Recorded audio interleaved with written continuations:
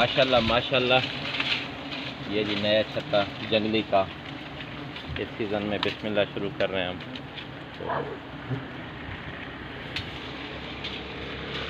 उतारने जा रहे हैं आज।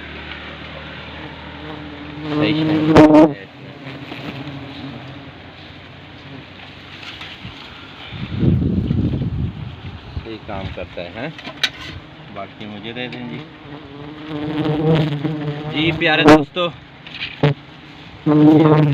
आज पहले दिन पहला छत्ता जंगली का साफ़ सुथरा करके माशाल्लाह हम उतारते हैं। ये इसका जो होता है ना नीचे से बच्चे का सिस्टम, इसको साइड पे करते हैं और सफाई सुथराई करके उसके बाद बंदा निकाले इसको तो ये सही होता है।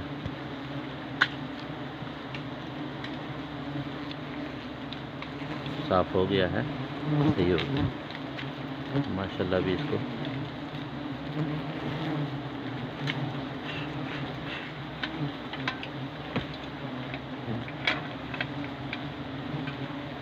साफ सुथरे पीस बनाएंगे इसके।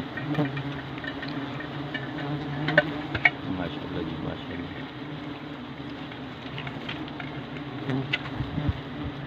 जैसे जब मक्खी आ जाता है ना, इसको भी उड़ाना होता है ताकि ये बाल अंदर जाता है तो मरता है बाल्टी में, इसको इसलिए हम उड़ा देते हैं माशाल्लाह।